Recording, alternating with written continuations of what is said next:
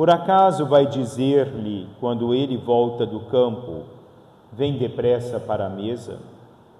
Pelo contrário, não vai dizer ao empregado, prepara-me o jantar, cinge-te e serve-me, enquanto eu como e bebo, depois disso tu poderás comer e beber? Será que vai agradecer ao empregado porque fez o que lhe havia mandado? Assim também vós, quando tiverdes feito tudo o que vos mandaram, dizei: somos servos inúteis, fizemos o que devíamos fazer. Palavra da salvação. Podemos sentar, por gentileza? Meus caros irmãos e irmãs, a nossa vida muitas vezes é marcada dentro de um contexto de troca, onde nós sempre esperamos algum tipo de benefício por aquilo que nós fazemos, né? Até muitas vezes no amar espera-se que o outro possa dar algo em troca diante daquilo que nós fazemos uns pelos outros, né? Vivemos um sentido de escambo da nossa vida, tudo esperamos um retorno. E o retorno nós esperamos sempre dentro do nosso contexto de tempo. Nós achamos que tudo se realiza dentro dos parâmetros em que nós vamos vivendo, de tempo que nós criamos, ao tempo em que as coisas devem se realizar no transcorrer da nossa vida. Quando nós fazemos procurando algo em troca, nós nunca o fazemos pela liberdade do nosso coração, nós nunca fazemos por amor, nós fazemos por obrigação de fazê-lo. O verdadeiro gesto do homem que se abre ao outro é o gesto de abrir-se fazendo pelo ato do amor. Fiz e não esperei nada em troca, e não ganhei nada em troca. Um dia Pedro coloca a Jesus: olha, Senhor, nós deixamos tudo para te seguir. O que ganhamos com isso? E Jesus diz: receberá muito nessa vida, mas muito mais na vida futura. Naquele momento, Pedro esperava algo em troca. Não tinha havido ainda em seu coração a concepção de que Deus tudo nos dá no tempo certo. E como nos diz a Sagrada Escritura, Deus não nos deixa sem o retorno daquilo que nós fazemos. Cada um de nós, diz a Sagrada Escritura, receberemos pelas nossas obras. E quais têm sido as nossas obras no transcorrer da nossa vida, né? E de que forma as nossas obras vão se realizando? São Paulo já dizia que as obras não partiam dele, mas era Deus que, dentro dele, ou fortificado nele, ou fortificando, melhor dizendo, era aquele que realizava as obras por meio das mãos de São Paulo. E tudo isso nós realizamos pelo nosso ato que nós conhecemos como fé. A fé nos dá um parâmetro de que nada nós realizamos por nós mesmos. Daquilo que se volta em Deus e para Deus, ele é realizado a partir da bondade de um Deus que age dentro de nós, da nossa abertura para o nosso encontro com Deus.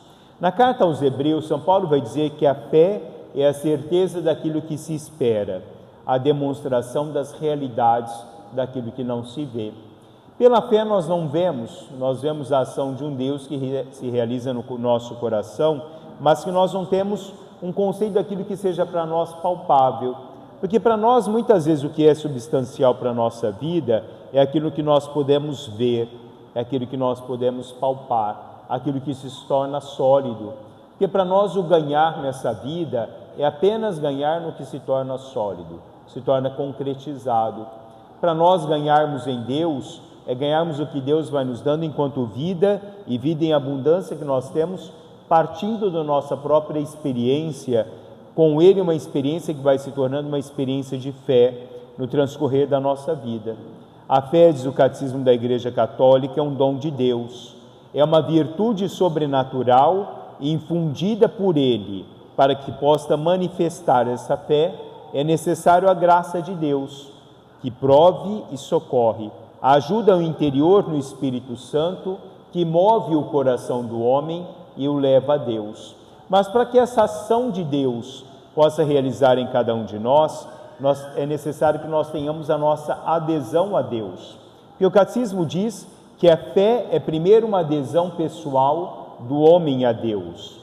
Ao mesmo tempo, inseparavelmente, é o assentimento livre do homem a toda a verdade que Deus revela. Como adesão da pessoa a Deus, assentimento a essa verdade revelada por Ele, A fé cristã é diferente da fé dentro de um conceito de uma fé a uma pessoa, de uma fé a alguma coisa que se realiza dentro de um contexto fora da minha espiritualidade, um conceito dessa minha experiência em Deus. São Paulo, na carta aos Coríntios, dizia: para que a vossa fé não se apoie em sabedoria dos homens, mas em poder de Deus. Como explicar a fé se nós não podemos apoiar o nosso conceito de fé dentro de uma intelectualidade humana, mas dentro de um conceito de uma experiência do homem que faz a sua experiência dentro de um próprio Deus? Se nós olharmos algumas passagens da Sagrada Escritura, nós vamos ver momentos de fé, de pessoas talvez distantes de Jesus Cristo, distantes do contexto de fé fundamentada em Deus, mas que fazem a sua experiência de Deus a partir do momento que creem que através de Deus tudo é possível.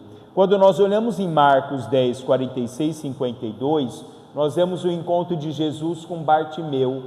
Era um homem cego, ele não via as coisas de Deus, fechado em si mesmo, era incapaz de sair de si mesmo, mas ele acreditou que em Jesus a vida dele podia ser transformada. A fé, talvez naquele momento inexistente, a fé como um grão de mostarda, fez com que ele tivesse no clamor a Jesus Cristo um momento dessa experiência onde tudo se transformasse, onde a fé se realizasse plenamente nele. Quando nós olhamos em Marcos 5, 25, 29, nós temos o encontro de Jesus com uma mulher que sofria de hemorragia. Aquela mulher toca no manto de Jesus e ela fica curada. A fé daquela mulher levou-a ao encontro de Cristo, a querer tocá-lo, porque quando nós tocamos em Deus, tudo se transforma. Talvez uma pequena fé de que seria possível, mas essa fé se transformou num grande momento em que Deus age no transcorrer da caminhada dessa mulher. Se nós olharmos o centurião não era o homem que seguia Jesus Cristo, mas o centurião foi pedir a Jesus que pudesse salvar o seu empregado. A fé de Jesus, nunca vi em Israel tamanha fé. Um homem que se colocou ao encontro de Jesus para que o outro pudesse ter essa própria experiência de Deus através da cura. E quando nós nos encontramos com Jesus, nós levamos também ao nosso irmão a possibilidade da restituição da vida, a vida que nos dá através da fé no transcorrer da nossa caminhada. Quando nós olhamos a primeira leitura que nos traz a liturgia de hoje, nós temos Abacuque. E Abacuque coloca ali um momento onde talvez a fé dele havia se esvaziado, porque ele questiona Deus: por que vedes iniquidade quando tu vedes a maldade? Destruição, prepotência estão à minha frente, reina a discussão, surge a discórdia. E Deus diz a Abacuque: a visão refere-se a um prazo definido, mas a ação de Deus não falhará. A ação de Deus se demora, mas é necessário esperar, pois ela virá com certeza e não tardará. Porque quando nós temos a fé, nós temos certeza que a ação de Deus se realiza, não no nosso tempo, mas no tempo de Deus. Não como nós queremos, mas como Deus se coloca no transcorrer da nossa vida, daquilo que é melhor para cada um de nós na nossa vida. Papa Bento XVI dizia que crer com o coração decidido no coração da existência humana tem um ponto que não pode ser alimentado. É acreditar que dentro do contexto humano nós não alimentamos o nosso coração. É necessário o encontro de algo que possa alimentar-nos no transcorrer da nossa vida. E diz ele, e sermos sustentados do que é visível e perceptível, nós nunca nos encontraremos com o que é a verdade, porque a nossa fé nos vai ao encontro da verdade de Deus através daquilo que é invisível. Nós alimentamos o nosso coração, a nossa espiritualidade, não esperando nas coisas que são palpáveis, mas naquilo que é invisível no transcorrer da nossa vida. Quando hoje os discípulos pedem a Jesus: Senhor, aumente a nossa fé. Quer dizer, se pequenina for a sua fé, tudo é possível no transcorrer da vida, tudo se realiza, mas dentro de um contexto de que somos servos inúteis, porque não somos nós, é Deus que realiza em nós. Daquilo que nós a fazemos porque nós nos tornamos instrumentos da graça de Deus. Deus age através de nós. Não uma fé que se alimenta essencialmente somente dentro de um contexto de oração, que é importante, que alimenta e que preenche, mas de uma fé que se realiza no agir de Deus, através da graça do Espírito Santo, na possibilidade que eu dou de Deus ser em mim.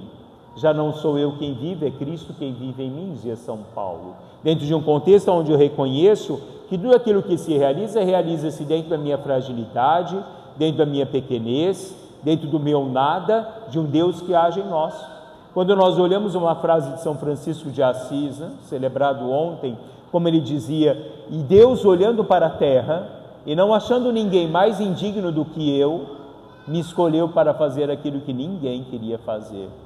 Porque Deus escolhe aqueles que se colocam à abertura plena do coração, muitas vezes para fazer aquilo que ninguém quer fazer, muitas vezes para se despojar da forma que ninguém queira se despojar. Mas Deus, quando nós permitimos que a nossa experiência de fé com Ele se abra essa relação de Deus, Deus age plenamente. Deus transforma o nosso nada no seu tudo. Deus transforma a nossa pequenez na sua grandeza. Quando nós olhamos hoje, quando São Paulo vai dizer a Timóteo, exorto-te a reavivar a chama do dom de Deus, a reavivar esse Deus que existe dentro de ti, ao qual recebestes pela imposição das minhas mãos. Deus nos deu, diz ele, não um espírito de timidez, mas de fortaleza, de amor e sobriedade. Não te envergonhes do testemunho de nosso Senhor. Eu sou prisioneiro, ele diz. Eu sofro como prisioneiro do Evangelho de Deus, fortificado pelo amor de Deus. Tudo aquilo que ouvistes, as palavras sadias que ouvistes em matéria de fé e de amor por Jesus Cristo e em Jesus Cristo. Então São Paulo exorta Timóteo a agir não por si mesmo, a não ser testemunha por si mesmo pelas suas próprias forças, mas ser testemunha movido pela graça e pela bondade de Deus.